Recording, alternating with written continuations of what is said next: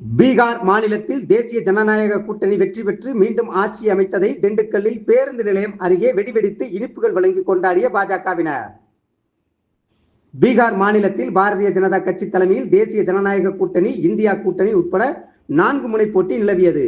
இந்நிலையில் 2 கட்டமாக நடைபெற்ற தேர்தலின் வாக்கு எண்ணும் பணிகள் இன்று 14/11/2025 காலை முதல் நடைபெற்று வருகிறது. வாக்குகள் எண்ணும் பணிகள் துவங்கியது முதலே தேசிய ஜனநாயக கூட்டணி அறுதி பெரும்பான்மை பெற்று தொடர்ந்து முன்னிலையில் இருந்து வருகிறது. ஆட்சி அமைப்பதற்கு தேவையான தொகுதிகளை விட அதிக அளவில் தொகுதிகளை பெற்று தேசிய ஜனநாயக கூட்டணி பீகாரில் மீண்டும் ஆட்சி அமைக்க உள்ளது.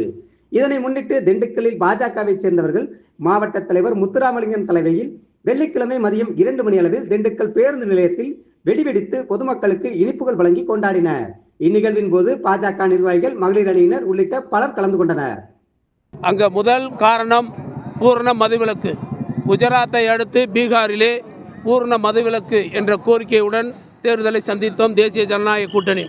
அதற்குத்தான் மிகப்பெரிய வாக்குகளை மக்கள் தந்துள்ளார்கள். அதேபோல் 2026 தமிழகத்திலும் பூரண மதுவிலக்கோடு நாங்கள் ஆட்சி அமைத்தே தீர்வோம். இதுவும் தமிழகத்திலே வெற்றி வாய்ப்பை கூடிய விரைவில் தருவார்கள் என்பதை மகிழ்ச்சியோடு தெரிவித்துக் கொள்கிறோம். திண்டுக்கல் கிழக்கு மாவட்டத்தில் உள்ள அனைத்து பாரதிய ஜனதா கட்சி சொந்தங்கள் அனைவரும் சேர்ந்து இந்த வெற்றி விழாவை நாங்கள் மகிழ்ச்சியோடு கொண்டாடுகிறோம். இதேபோல் தமிழகத்திலும் ஆட்சி மாற்றம் உறுதியாக வந்தே தீரும். குறிப்பாக சொல்லப்போனால் இது தேசிய ஜனநாயக கூட்டணிக்கு வெற்றிதான். குறிப்பாக தமிழகத்திலும் கூட மக்கள் வாக்களிக்க வேண்டுமாய் கேட்டுக்கொள்கிறோம்.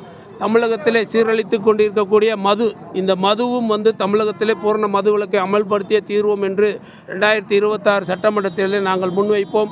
இந்த வெற்றியும் நாங்கள் இதே பாரதிய ஜனதா கட்சி தொண்டர்கள் அனைவரும் சேர்ந்து இந்த வெற்றி விழாவை தமிழகத்திலே நாங்கள் கொண்டாடிய தீர்வோம் என்பதை மகிழ்ச்சியோடு தெரிவித்துக் கொள்கிறேன். நன்றி.